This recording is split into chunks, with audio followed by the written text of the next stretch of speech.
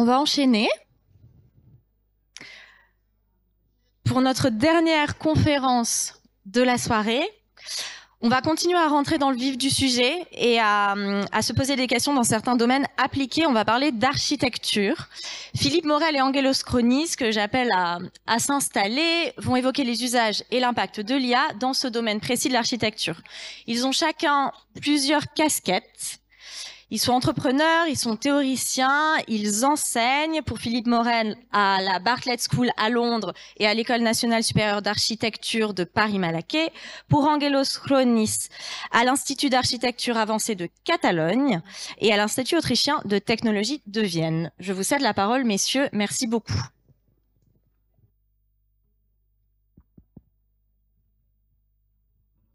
Who should start, by the way? Yeah. Is there an order? Il y a un ordre. Est-ce que vous... I think you can go first. C'est deux PowerPoint qu'il a mis.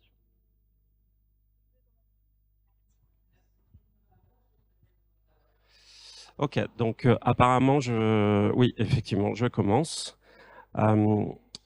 Alors, tout d'abord, merci pour cette opportunité de présenter des travaux qui concernent les impacts et les usages de l'IA en architecture. Je crois que c'est vraiment un domaine où il se passe énormément de choses actuellement. Et on va avoir un petit, je dirais, quelques petits extraits sur cette question. Alors, je vais aller très rapidement sur les définitions et les rappels et sur la généalogie de l'IA en architecture pour me concentrer plutôt sur les champs d'application, les enjeux et les exemples.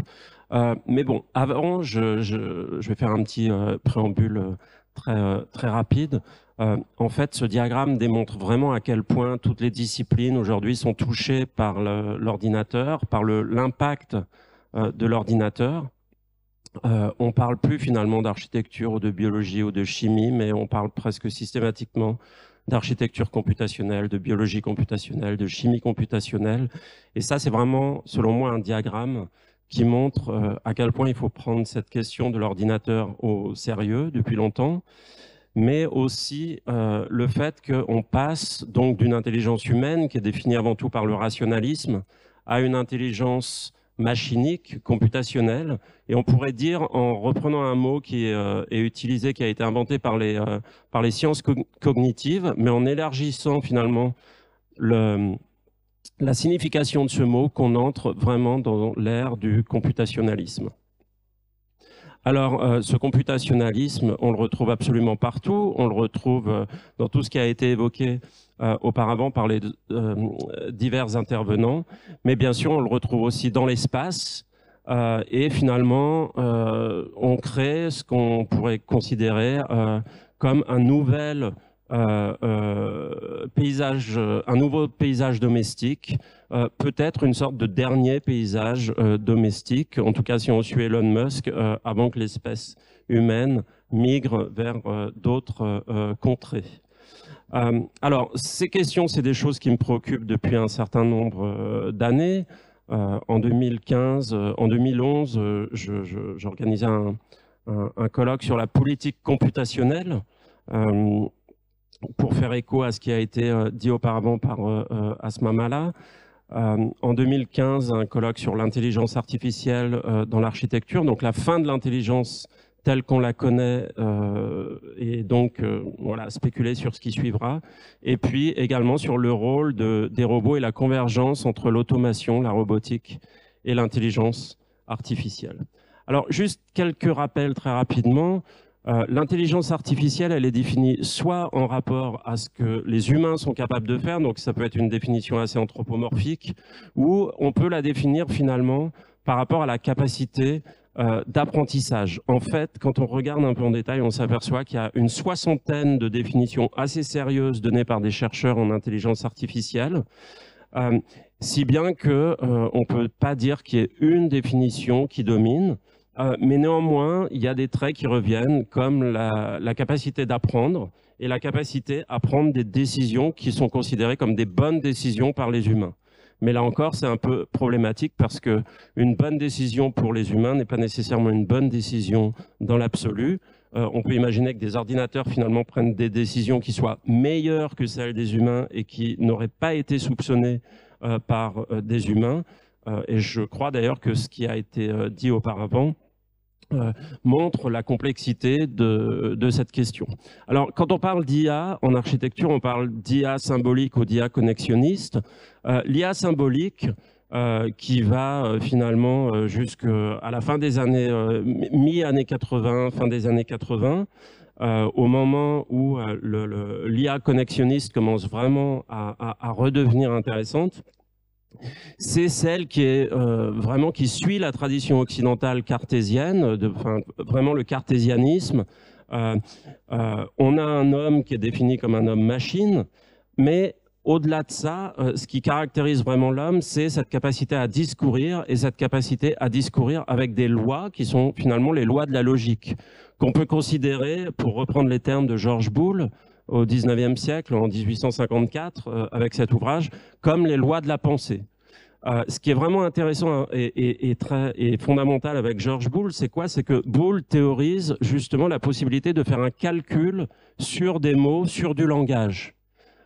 Et ça, c'est vraiment quelque chose qu'il amène pour la toute première fois, cette possibilité de coder, voilà, de faire un calcul qu'on appelle depuis en fait un calcul booléen. Voilà, on peut utiliser l'algèbre de Boole, qu'il a élaboré lui, bien entendu, d'où le nom, pour calculer potentiellement la signification d'une phrase. Par exemple, les métaux non élastiques, comme on le voit sur cet exemple, cette phrase, elle est mathématiquement traduite comme Z multiplié par 1 moins Y. On peut considérer que finalement, si on n'avait pas eu cette possibilité, peut-être que discuter de l'intelligence artificielle comme on le fait aujourd'hui, ça ne serait jamais arrivé. Voilà. Donc vraiment, je vois ça comme un élément fondateur, mais ce qui est important plutôt, surtout, c'est que justement cette logique booléenne, qui allie finalement les réflexions anciennes sur le langage, la logique et puis la possibilité de faire un calcul sur cette logique, c'est vraiment ce qui est à la base de l'IA symbolique.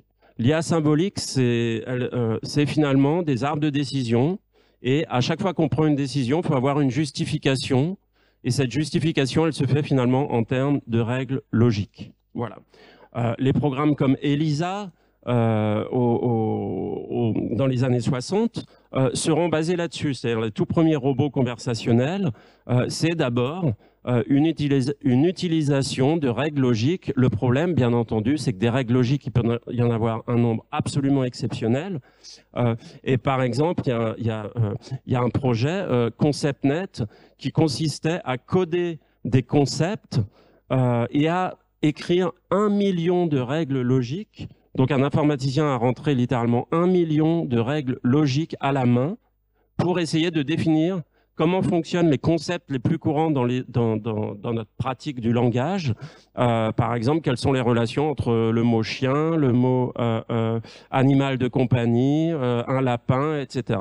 En réalité, ce paradigme qui est aussi au cœur de l'approche cartésienne de la linguistique et qui est aussi, bien entendu, au cœur de l'approche de Noam Chomsky, c'est celui qui domine dans ce qu'on appelle l'IA symbolique.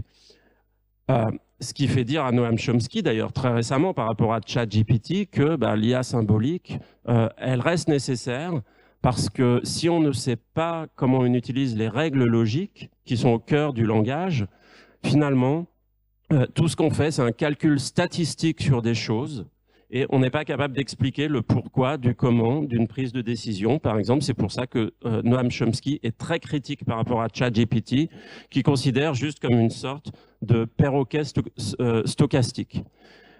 Néanmoins, on peut dire que ChatGPT a les résultats extraordinaires qu'il a, justement parce qu'il s'est affranchi de ce paradigme symbolique et de ce paradigme chomskien. Alors, on entre dans l'IA symbolique connexionniste, pardon. L'IA connexionniste, c'est à la base, c'est les travaux de Walter Pitts et Warren McCulloch avec l'invention du neurone artificiel en 1943. Et donc, cette IA connexionniste, c'est celle dont on parle aujourd'hui, celle qui nous permet d'avoir les résultats exceptionnels qu'on connaît et dont on discute à l'occasion de cet événement. Alors, à partir de ce neurone artificiel, Frank Rosenblatt élabore le perceptron.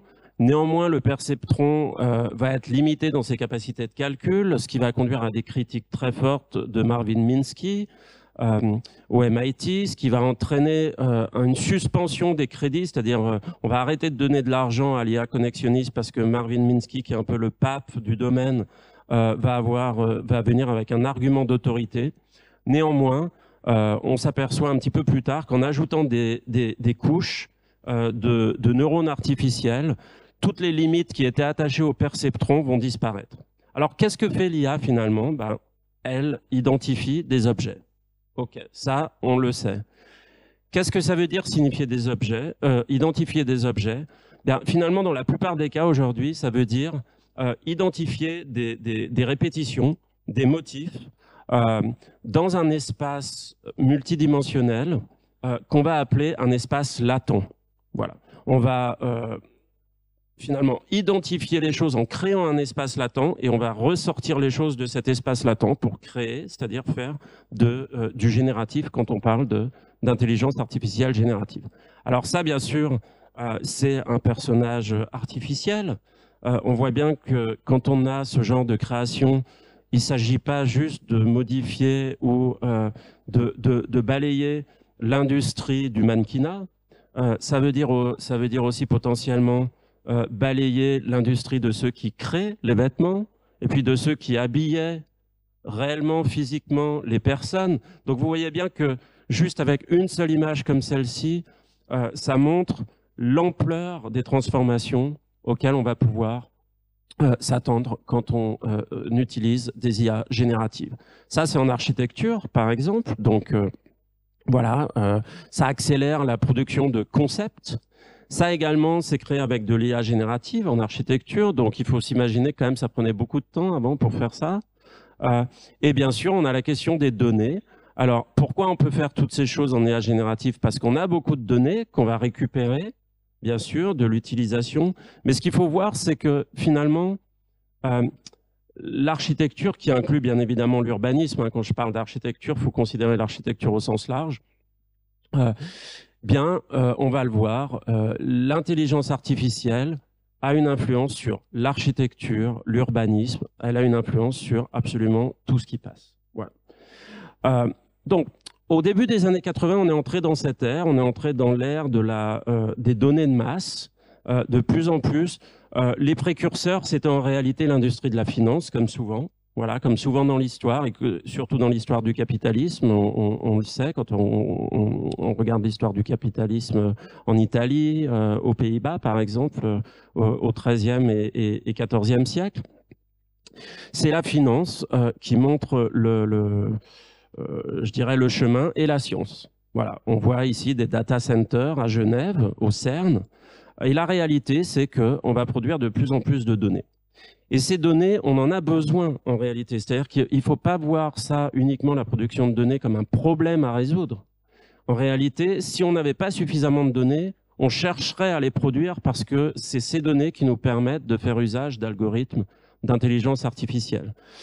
Là, ce qu'on voit sur cette image, c'est que quand on utilise des méthodes classiques de simulation, il faut résoudre des équations différentielles très complexes de mécanique des fluides. Il faut 20 heures pour calculer une simulation de prise au vent d'une voiture. Et quand on utilise l'intelligence artificielle, il faut 2 minutes. Voilà. Donc, l'IA, c'est une formidable accélération de tout ce qu'on fait. Et selon le pionnier Geoffrey Hinton, a priori, l'IA, et plus spécifiquement le deep learning, devrait nous permettre de faire à peu près tout. Alors, en architecture, comment ça marche? Il n'y a pas si longtemps, l'architecture, et je suis presque sûr que parmi les personnes qui nous écoutent ici, certains ont utilisé ces outils pendant leurs études d'architecture, si c'était des architectes, bien sûr, ou des ingénieurs. Aujourd'hui, c'est ça. Enfin, en réalité, il y a 15 ans, c'était ça. C'est-à-dire une masse absolument incroyable d'outils informatiques, d'icônes, etc. Mais derrière tout ça, il y a quelque chose qui est plus profond, c'est la volonté de formaliser l'architecture, de formaliser le monde physique. Formaliser le monde physique par la géométrie, avec la perspective, mais formaliser aussi le monde physique avec l'élaboration de règles logiques. Et en cela, ça va tout à fait dans le sens de ce que je disais tout à l'heure par rapport au langage. Quand on regarde les 5 ordres de Vignol, voilà, en réalité, derrière tout ça, il y a une croyance. Cette croyance, c'est quoi? C'est de dire, si on arrive à trouver les règles qui vont générer la bonne architecture, alors il suffira de transmettre non pas un talent d'architecte, mais une bonne maîtrise des règles. Voilà. Et à ce moment-là, si on transmet la bonne maîtrise des règles et si on applique les règles, on va automatiquement créer de la bonne architecture. Derrière l'intelligence artificielle actuellement, il y a encore cette sorte de croyance qui passe par une formalisation des choses. Alors cette formalisation, elle traverse absolument toute l'histoire de l'architecture, que ce soit l'architecture classique, que ce soit l'architecture d'avant-garde des années 20 et 30 en Europe, que ce soit l'architecture d'avant-garde des années 60 et 70, comme ici avec Peter Eisenman aux États-Unis. En gros, le discours, c'est toujours le même, c'est de dire qu'on va coder l'architecture ou on va coder les opérations qui doivent être pratiquées en architecture et qui vont donc générer potentiellement de la bonne architecture. On voit ici un résultat d'ailleurs d'une maison de Peter Eisenman, un des architectes les plus intéressants. Un autre paramètre qui avait été aussi bien traité avec l'exposition Architecture non standard au Centre Pompidou en 2003-2004 par Frédéric Migueirou, c'est de dire l'intelligence artificielle va nous permettre d'entrer dans l'ère de la non-standardisation ou ce qu'on appelle également la personnalisation de masse ou la mass customization. Voilà. On voit ici une image de cette exposition. Cette customisation de masse, en gros, produire des projets d'architecture qui vont être toujours différents, mais d'une manière quasi automatisée. Greg Lynn, architecte américain, va l'avoir théorisé très très bien. Mais auparavant, dans les années 60, c'est en Italie que cette customisation de masse va vraiment être presque théorisée avant l'heure, avant tout le monde, avec Luigi Moretti, qui invente le terme d'architecture paramétrique. C'est-à-dire, on crée une architecture avec une bonne compréhension des règles mathématiques, qui ne sont pas ici des règles logiques, qui sont des règles mathématiques et principalement géométriques. On va paramétriser l'architecture. Et puisqu'on est en Grèce, mais pas uniquement pour ça, je rappelle l'importance dans ce mouvement de Konstantinos Doxiadis, le premier architecte à avoir équipé une agence d'architecture d'un supercalculateur, et peut-être même d'un ordinateur tout court d'ailleurs, et qui a mis en application dans les années 60, à l'échelle urbaine, l'usage de cet ordinateur pour calculer, pour faire des spéculations sur le futur de la ville anglaise. On a également Cedric Price avec le projet Generator. Alors là, on ne peut pas être plus au cœur de ce dont on parle aujourd'hui avec l'intelligence artificielle générative, bien entendu. Et puis Nicolas Negroponte, d'origine grecque, en l'occurrence, frère de l'ambassadeur, d'abord de l'ambassadeur, puis du conseiller à la politique américaine John Negroponte, qui écrit en 1970 The Architecture Machine au MIT.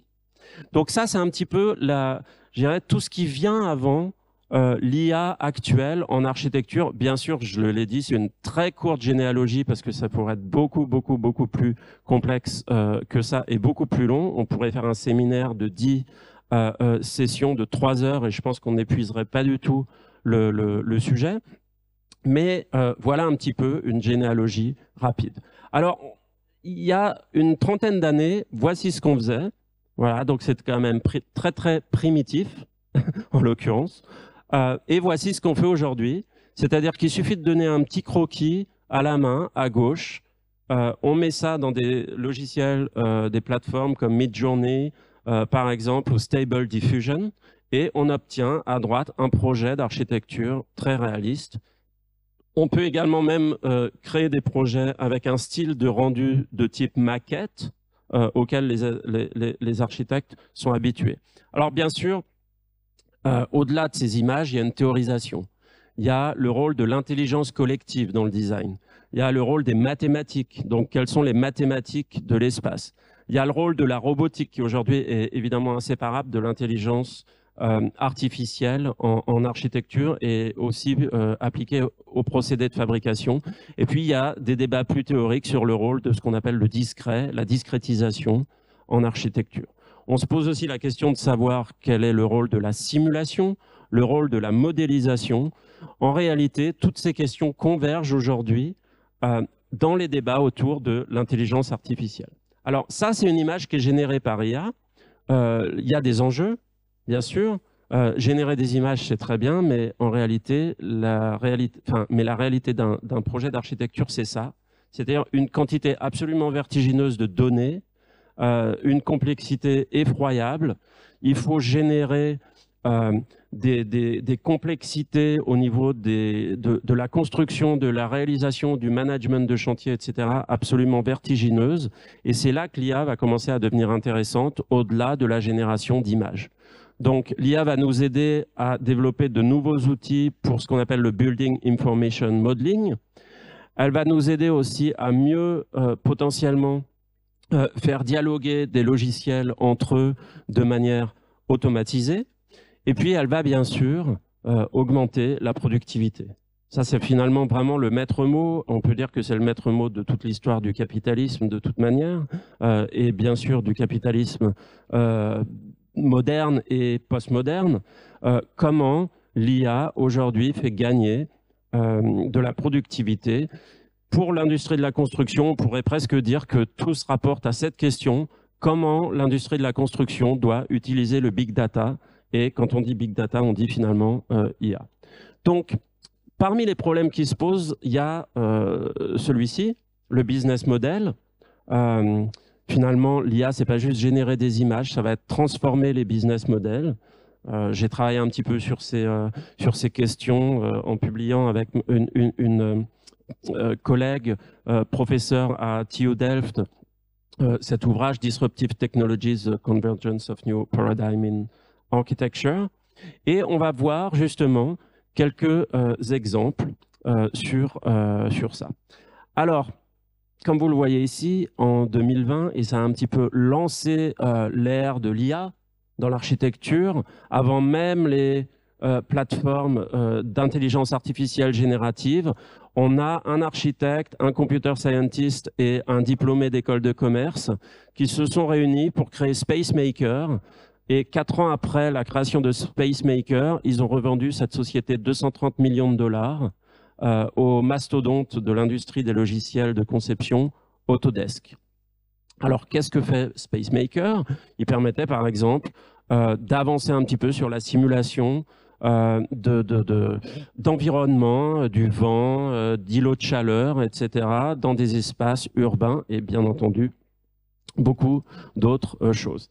Et ce que je vais vous montrer maintenant avec ces exemples, c'est finalement des architectes qui sont à la fois des entrepreneurs, c'est-à-dire qui comprennent que l'IA aujourd'hui, c'est pas juste générer des images, c'est proposer des nouvelles manières de produire de l'architecture, des nouvelles manières de vendre son intelligence, d'abord d'en acheter, bien sûr, on achète de l'IA, elle a un coût, et puis ensuite de la revendre. Et eux, par exemple, Wanyu est une businessman, jeune, brillante architecte qui a travaillé chez Rem Koolhaas, qui est passé par le Berlare Institute, a créé une société qui s'appelle LookX, voilà. Et cette société, justement, consiste à elle propose une plateforme intégrée d'outils d'intelligence artificielle qui permet à la fois de faire du urban planning, du architectural design, du design architectural traditionnel, des rendus, de l'optimisation de plans. Alors ces plans-là sont pas forcément très intéressants, mais là c'est pas la question dont on parle. Et puis donc de rendre disponible sur une seule plateforme tout ce qu'il faut faire habituellement de manière un peu bricolée et avec un certain artisanat quand on utilise justement Midjourney, Stable Diffusion, etc. Donc je vous montre un petit peu une vidéo de son travaille et donc de la manière dont fonctionne le course. Alors, on peut baisser vraiment la musique parce que c'est pas très important pour cette vidéo, la musique. Voilà, mais ça vous montre. Et j'insiste vraiment sur, je dirais, sur cet aspect de business model, parce que les architectes dans l'histoire de l'architecture ont souvent sous-estimé ça. Ils ont souvent considéré que l'innovation dans l'architecture, c'était des innovations formelles. Et en réalité, une grande partie de l'histoire de l'architecture s'est faite sans eux, justement parce qu'ils ont oublié à quel point le marché était fondamental dans l'histoire de l'architecture. Et quand on regarde l'histoire de l'architecture en détail, en réalité, on sait que le marché est fondamental. Donc, avec cette plateforme, vous pouvez dessiner des petits croquis, générer n'importe quel type de projet. Vous pouvez avoir des approches hybrides. Vous pouvez uploader des croquis. Vous pouvez faire les croquis sur la plateforme. Vous pouvez faire utiliser des entrées manuscrites, donc du prompt engineering, où vous pouvez simplement utiliser des mots-clés si vous n'avez pas la moindre idée. Dans tous les cas, même si vous êtes un architecte complètement dénué d'idées, vous êtes à peu près certain que vous réussirez à trouver, à produire un projet qui satisfera le client. Alors ça, c'est un premier exemple. Un second exemple qui suit un petit peu d'ailleurs celui de One UA, c'est Adeline Chan, qui est d'ailleurs une ancienne étudiante de l'école de Paris-Malaquais où j'enseigne et où j'ai créé donc un département en 2010 entièrement dédié au numérique. Elle propose aussi justement d'utiliser l'intelligence artificielle avant tout pour du concept design, pour des façades et aussi justement de la conception de projets.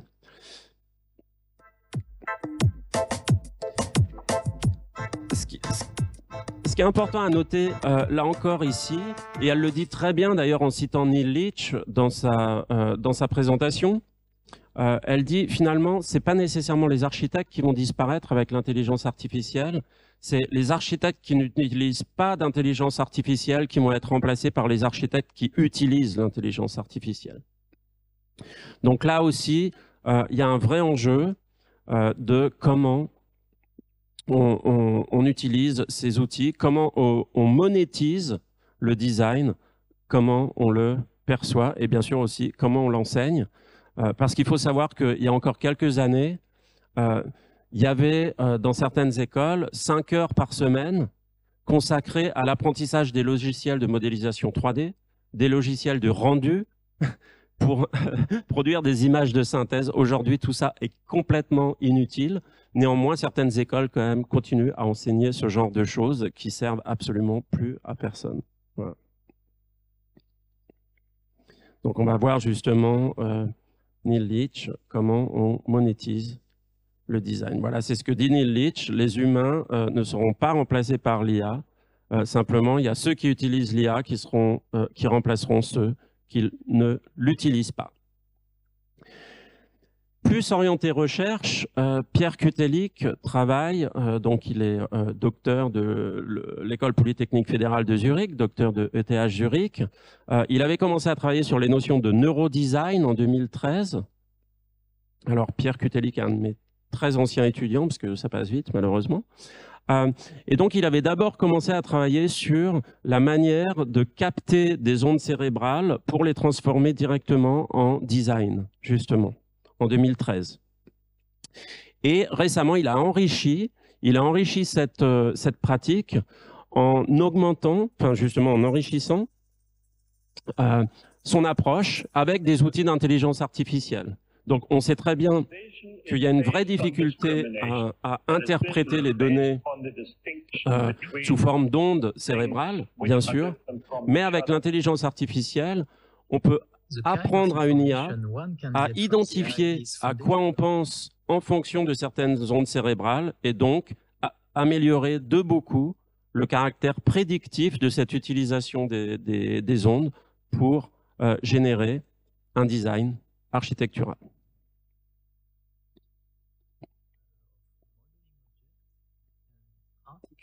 Things together.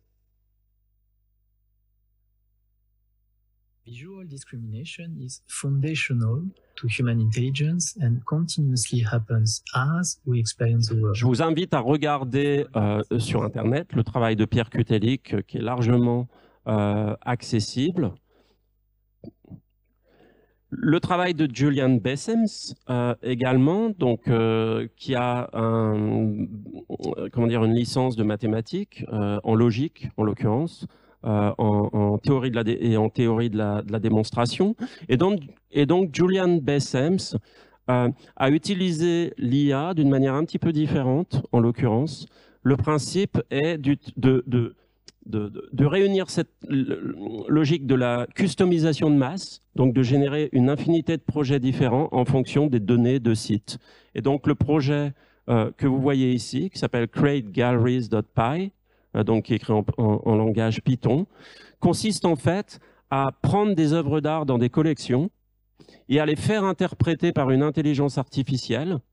Et l'intelligence artificielle va automatiquement générer, en fonction des différentes localisations dans Venise, voilà, et en fonction des collections d'art, l'IA va automatiquement générer les bâtiments, les galeries d'art qui reflètent les collections d'art et les œuvres qui font donc partie de ces collections. C'est un travail absolument, en l'occurrence, remarquable. C'est un travail de recherche.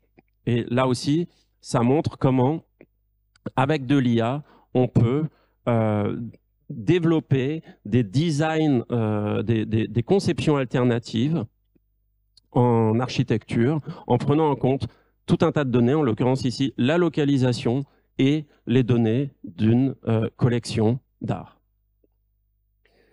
Emmanuel Ko, à Singapour, pardon, donc chercheur, architecte, chercheur, utilise également de l'intelligence artificielle pour générer soit des immeubles, voilà, soit également, comme on le voit ici, des objets de design.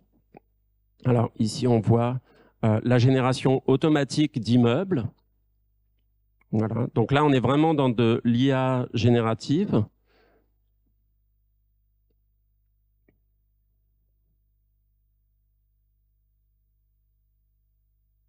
Ou la génération, comme on va le voir ici, de bâtiments plus iconiques. En l'occurrence, ça, c'est une collaboration avec Zaha Hadid Architects. Voilà.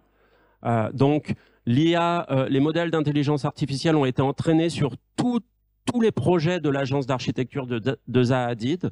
Et une fois que cet entraînement a été fait, donc, ils génèrent de nouveaux projets dont on peut dire que finalement, ils ont en eux-mêmes l'esprit ou les méthodes de design ou les approches de conception architecturale de Zaha Hadid, aujourd'hui malheureusement puisque Zaha Hadid est décédé, de l'agence d'architecture Zaha Hadid. Et puis là, pour terminer avec Emmanuel Ko, donc, comme je l'ai dit, le design potentiel de mobilier. Le fait que ce soit du mobilier n'est pas très important. Il faut vraiment considérer ça comme une preuve de concept sur une procédure qu'on appelle aussi de plus en plus actuellement un pipeline. C'est-à-dire que ce qu'on va chercher à créer quand on fait usage maintenant d'intelligence artificielle, c'est pas seulement un résultat avec un outil. Par exemple, on génère une image avec Midjourney. C'est vraiment mettre en place toute une chaîne de production, tout un pipeline. C'est un petit peu l'approche de Andrew Witt et Tobias Nolte de Certain Measure, qui est une agence d'architecture basée en Allemagne et à Boston. Voilà. Alors, voilà. Qui, là aussi, avec ce travail de recherche, démontre les possibilités de créer des bâtiments en perpétuelle évolution, en fonction, bien sûr, d'une masse de données lambda, puisque, par définition, les modèles d'IA peuvent entraîner avec n'importe quelle masse de données. Enfin, je termine avec Tassos Varoudis, voilà, qui enseigne à Londres, à UCL Bartlett, qui est aussi dans le Space Syntax et le Machine Intelligence Laboratories, donc Tassos, qui a obtenu son diplôme de NTUA, de l'école d'architecture de l'Université polytechnique d'Athènes, et qui, avec ses collègues à Londres, justement, lui utilise l'intelligence artificielle plus pour faire de l'analyse morphologique à l'échelle territoriale. Donc, il mélange des analyses morphologiques classiques en mesurant, finalement, des distances, des analyses morphologiques topologiques, donc plutôt justement des analyses topologiques plutôt que morphologiques, en regardant la connectivité entre les différentes choses. Et enfin, il ajoute une couche d'intelligence artificielle pour détecter des singularités dans la ville que ni les analyses classiques morphologiques, donc géométriques ou topologiques, ne sont capables de détecter. Voilà, je vous remercie.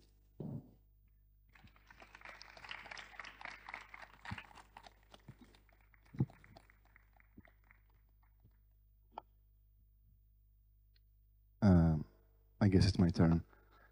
I think I need the clicker. Oh, just the clicker. Καλησπέρα σε όλους. Bonsoir à tous, je vais parler en grec, je vais essayer du moins et pardon d'avance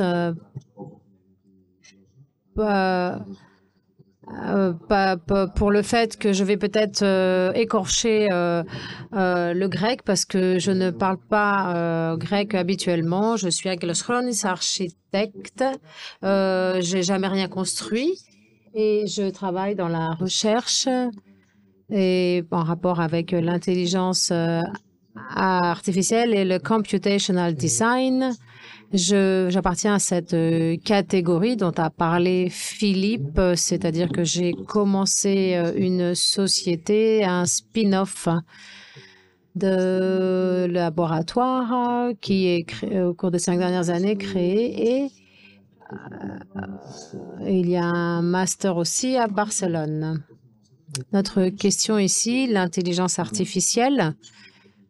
Pour parler d'intelligence artificielle, il faut parler d'intelligence. Je pense que j'ai ni l'intelligence ni la compétence pour le faire, mais la seule chose que je vais essayer de faire, c'est de faire des parallélismes entre des formes d'intelligence, des formes primaires et des formes de calcul et des exemples de l'architecture. La plupart des exemples que je vais vous montrer sont soit mon travail, soit le travail de mes étudiants. Et il y a certains projets qui sont très anciens, préhistoriques par rapport à la vitesse à laquelle on avance, et d'autres projets sont plus contemporains. En enseignant l'intelligence artificielle aux architectes, on comprend que en tant que professeur, on ne peut pas enseigner la même chose qu'on enseignait l'année d'avant. Donc, on ne peut pas garder notre programme pendant 5 ans. Donc, tous les ans, en fait, on doit se mettre à la page. Je vais donc commencer à la préhistoire.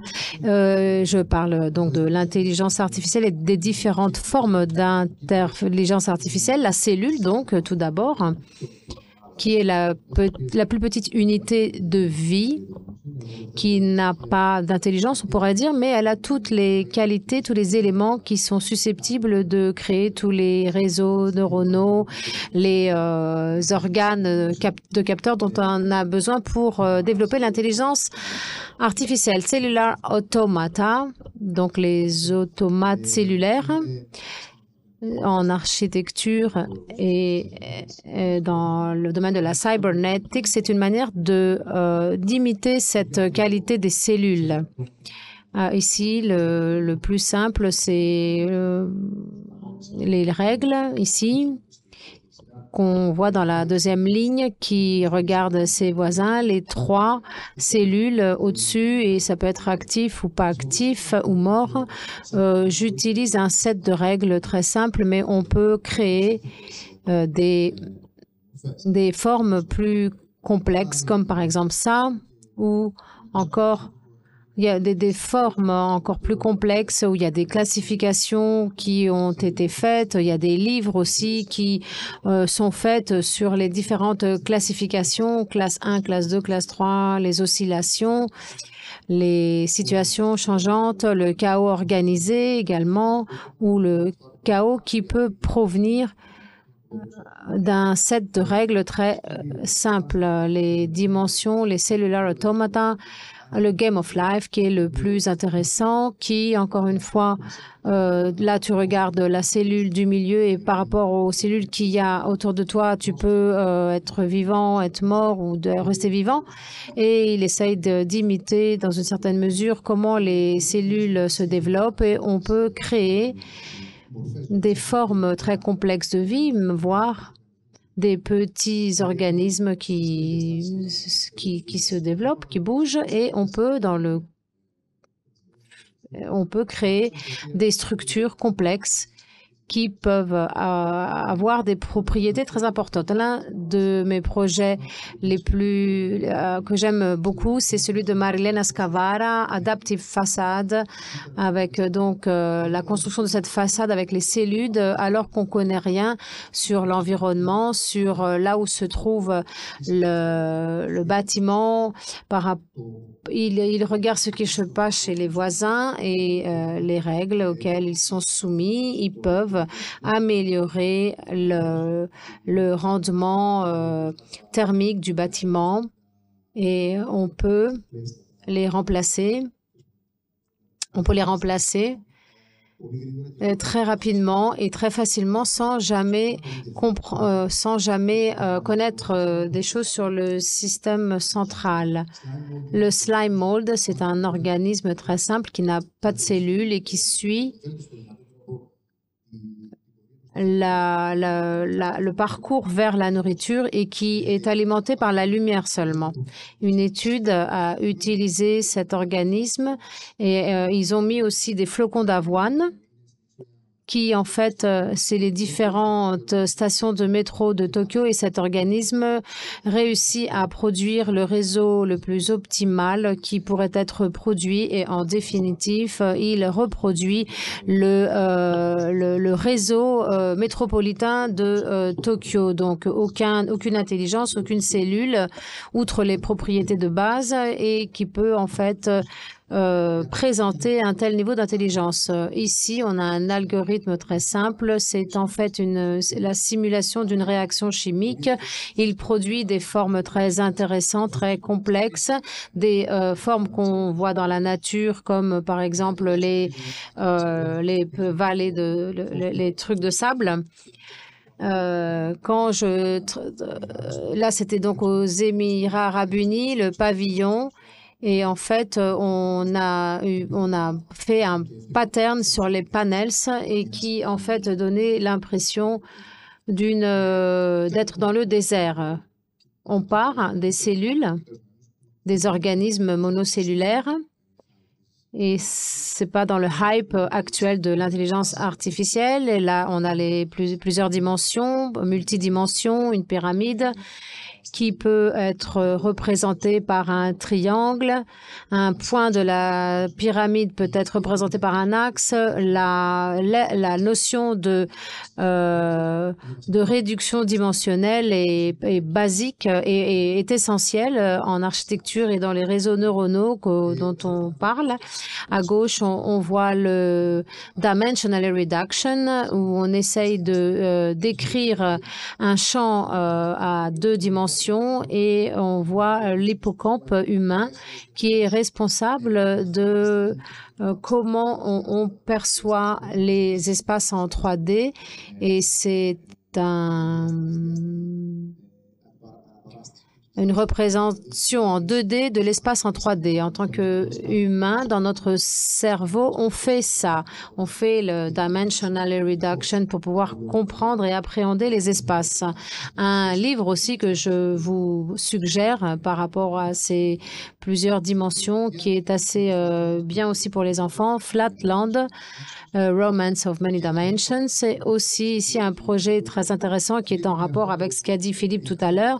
Ce travail travail de Sean Hanna, qui est mon professeur à Bartlett, Berg Syntax Group, ici on a Londres.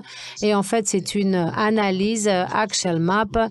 C'est une analyse qui montre chaque rue dans la ville et comment ces rues sont connectées, sont reliées aux autres rues. Et en prenant des villes du monde entier et en faisant ces analyses, on peut faire une représentation des villes en tant qu'un vecteur multidimensionnel. En prenant ces plusieurs dimensions et en les imprimant, on peut faire des groupes de villes et voir qu'elles présentent des caractéristiques communes des villes de l'Amérique du Nord, des villes du Moyen-Orient, etc. En fait, en prenant deux de ces plusieurs dimensions, on peut voir très facilement comment on peut trouver des caractéristiques principales de ces villes. On peut faire la même chose avec les plans Visibility Graph Analysis, un autre outil qui mesure la façon, combien d'espace on peut voir, combien chaque espace est intégré, et dans une certaine mesure, on peut reproduire avec plusieurs dimensions un plan, et en faisant la même chose, en faisant la dimensionality reduction, on peut trouver où appartient un plan en faisant un visibility graph analysis,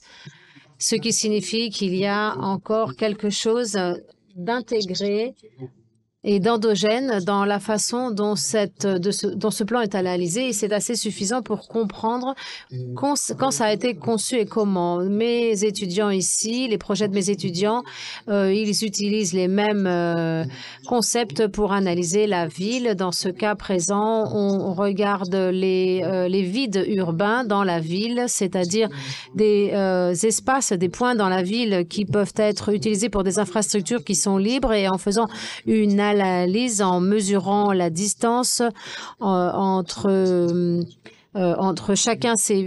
ces vides urbains et d'autres infrastructures, on peut classifier ces vides sur la base de leurs caractéristiques et trouver où est-ce qu'on a besoin de faire une école, où est-ce qu'on a besoin d'un nouveau parc, etc. Et en mettant ces éléments ici, en faisant une planification participative, on peut proposer des choses et voir comment la ville change en définitive et comment sont réparties ces infrastructures dans la ville. Un autre exemple, un projet de mes étudiants, Identify AI, donc les rues à Vienne et les pratiques qui doivent être suivies pour que la ville devienne plus résiliente.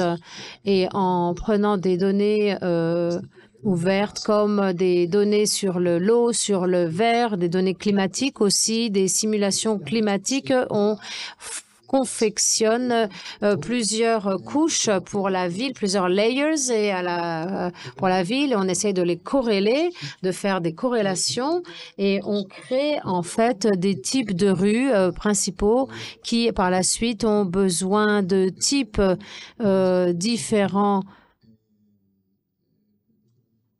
Comment dit-on, dit l'intervenant, des directives donc pour être de la ville, des directives pour être plus résiliente. Je demande pardon pour mon grec, mais j'ai beaucoup de mal.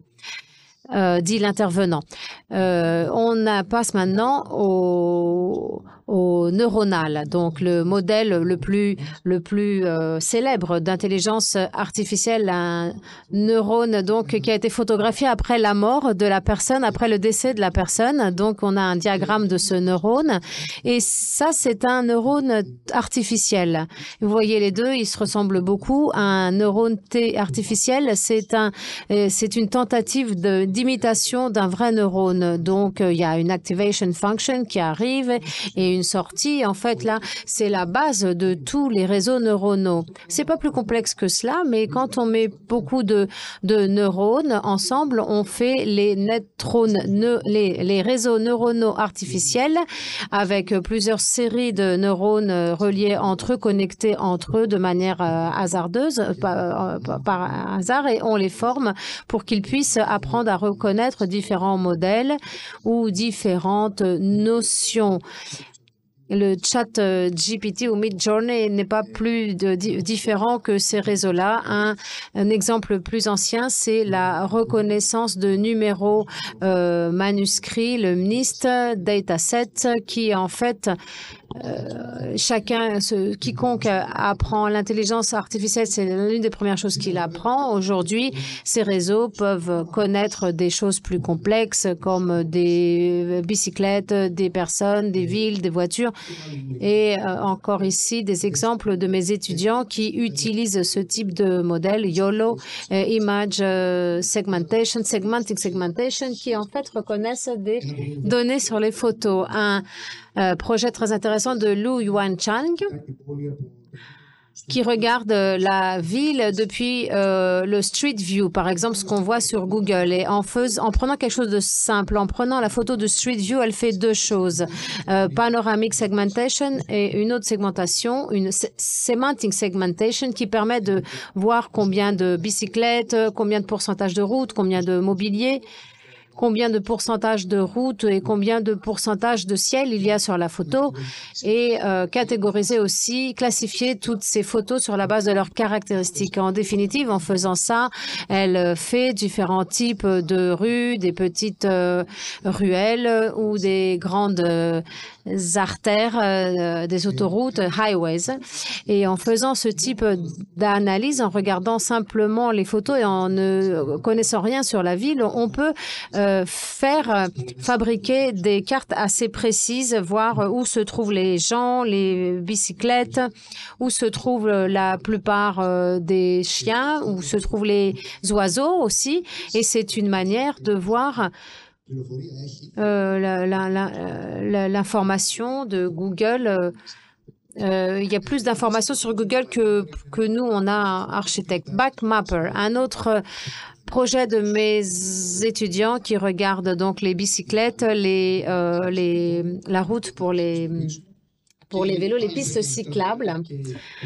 Et il prend donc ces mêmes données, Segmentation Maps, qui regardent donc Street View, des images de toute la ville et qui mesure le verre, combien de routes, quel type de route, est-ce qu'il y a des lumières, est-ce qu'il y a un éclairage, et on fait à partir de milliers de photos. Ils réussissent à fabriquer donc des cartes assez précises sur les routes. Est-ce qu'il y a des trams? Est-ce que c'est éclairé ou pas? Combien de verres il y a? Quel type de pavement,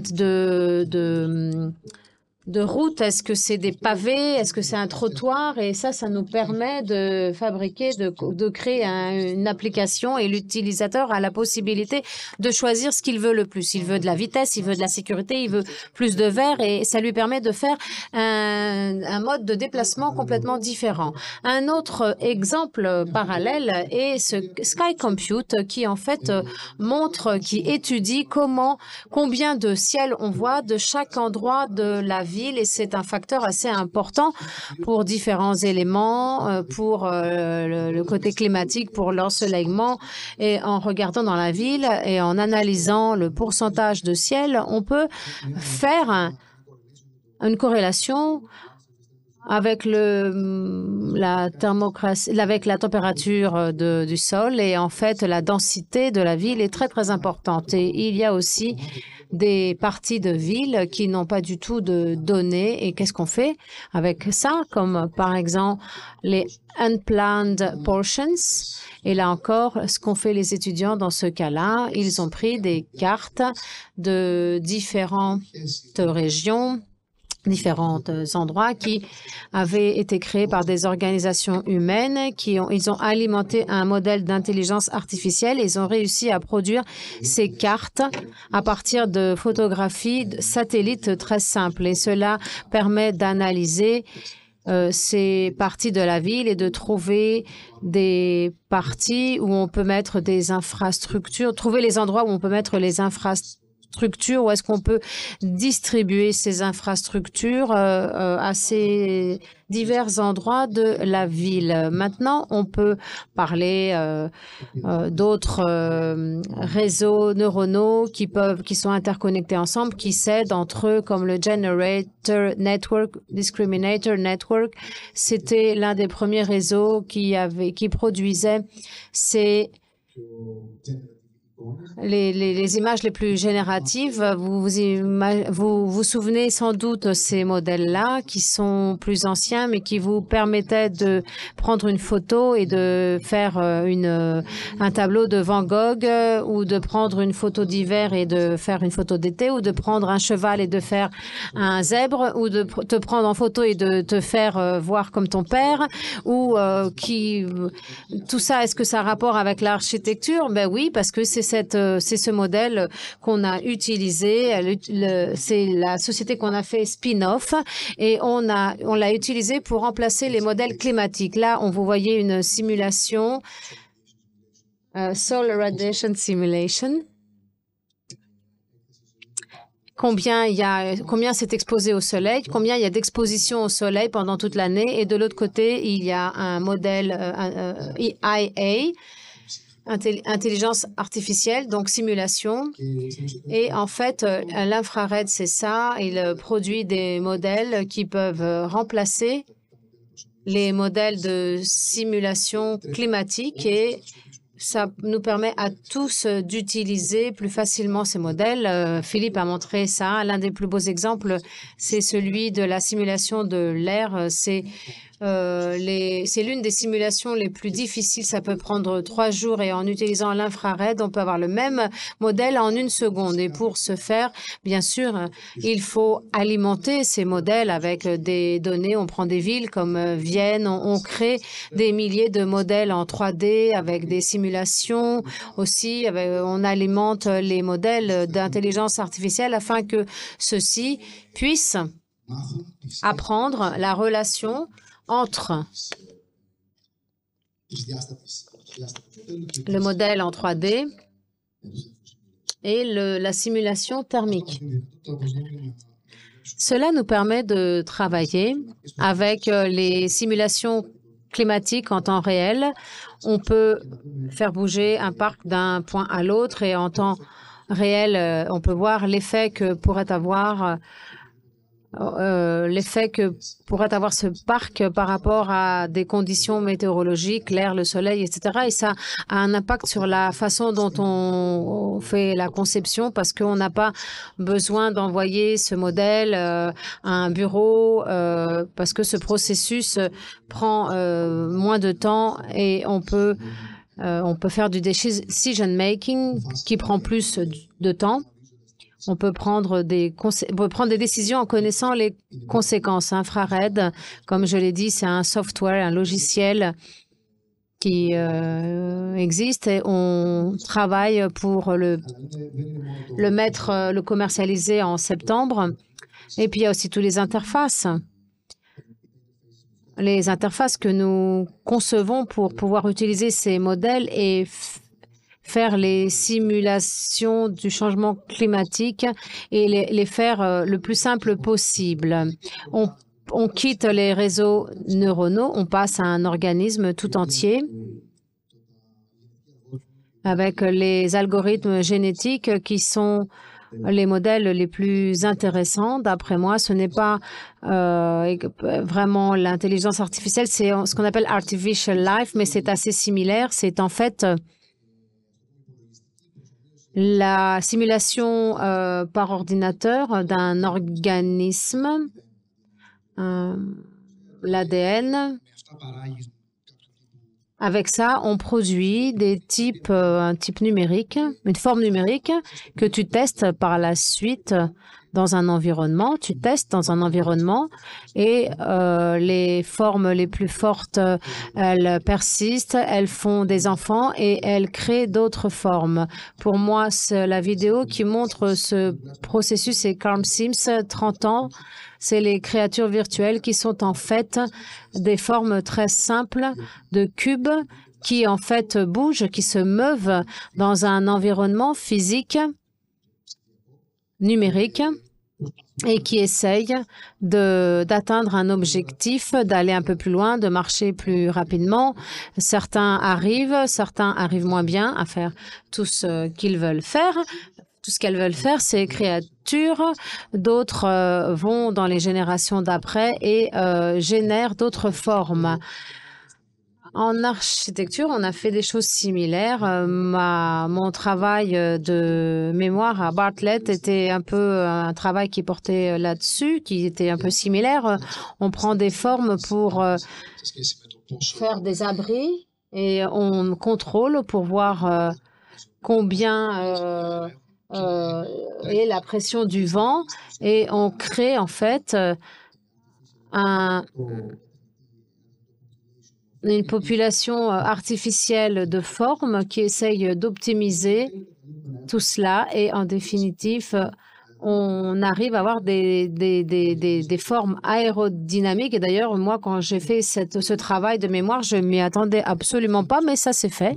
Et en fait, on a là la simulation d'un ADN. Et ça, c'est les plusieurs formes, l'une après l'autre, qui avancent dans la hiérarchie et il y a beaucoup d'exemples de ce type et j'aime beaucoup. C'est un algorithme qui a une application réelle dans une construction réelle. Ah, la vidéo, on ne peut pas la voir, mais quand tu downloads avec différents types de charges, le côté statique change. On peut le faire aussi dans des pâtés de maison en tout entier avec donc la pression de l'air.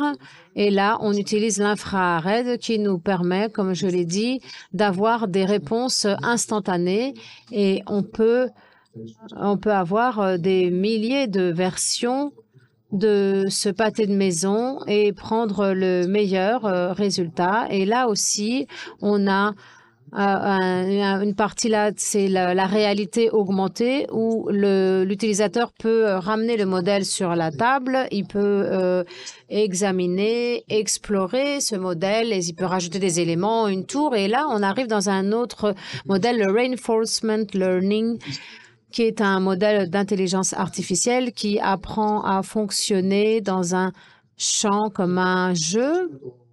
Et on met cette tour dans un endroit et on lui dit « Trouve le meilleur endroit où tu pourrais être de sorte à ce que tu aies la moins grande résistance à l'air et la meilleure tolérance à la chaleur. » Voilà, donc pour le laboratoire IT, je ne sais pas en termes de temps, si je suis dans les temps, je vais essayer d'être bref. On va passer au langage maintenant. Je crois que vous avez entendu plusieurs choses sur le Turing Test, ChatGPT. Il a réussi ce Turing Test. C'est la façon dont on peut contrôler si un modèle d'intelligence artificielle peut en fait tromper, induire en erreur un humain. Et si on peut ne pas comprendre, enfin, ce test en fait est simple, qui consiste à savoir si on comprend ou pas que c'est une machine. La langue, le langage est utile à plusieurs égards. Dans ce cas, ce que font les étudiants, c'est qu'ils regardent les places de Barcelone et ils essayent d'analyser de la perspective humaine comment est-ce que ce qu'on ressent par rapport à ces places, et c'est pas des modèles par rapport au nombre d'arbres qui existent avec είναι και το πώς οι άνθρωποι νιώθουν για αυτές τις πλατείες, οπότε Alors, en collectant tous les reviews sur toutes ces places sur Google Maps, on peut faire des modèles et comprendre comment se sentent les gens par rapport à ces places. On peut imaginer que le parc Navarino à Athènes, par exemple, ou le Pavillon à Arezzo n'ont pas la même signification pour les gens. Je vais essayer d'aller... question aussi, hein. On a des questions. Oui, on parle de l'imagination. En fait, je pense que on a tous vu le Mid Journey. C'était un très gros boom.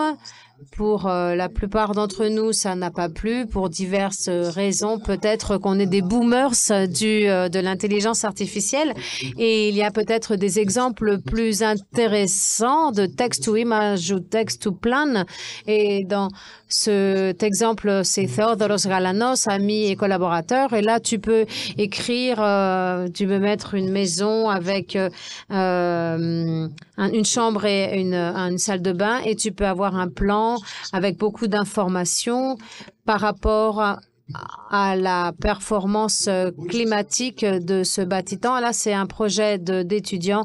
Ici, on peut aussi remplacer les surfaces d'une maison avec d'autres surfaces quand on veut faire une rénovation. Ça, c'est l'application la plus simple. Et à ce stade, j'aimerais dire que ces étudiants n'ont aucun rapport avec la programmation informatique. Ça veut dire qu'on avance vraiment très vite et on peut aussi aller encore plus loin et amener cette technologie dans la ville. On regarde un point de la ville et je dis, voilà, si je veux ici mettre des coworking spaces ou du verre, ça va être quoi le résultat? Si je mets des cafés, ça va faire quoi?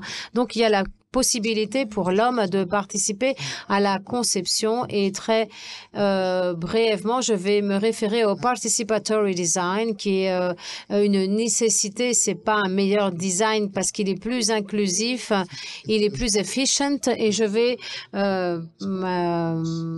aussi parler d'un projet qui me tient à cœur. On a gagné ici à ce projet à Vienne, on a gagné un prix. Donc ici, Yasonas qui fait le citoyen, qui simule le citoyen.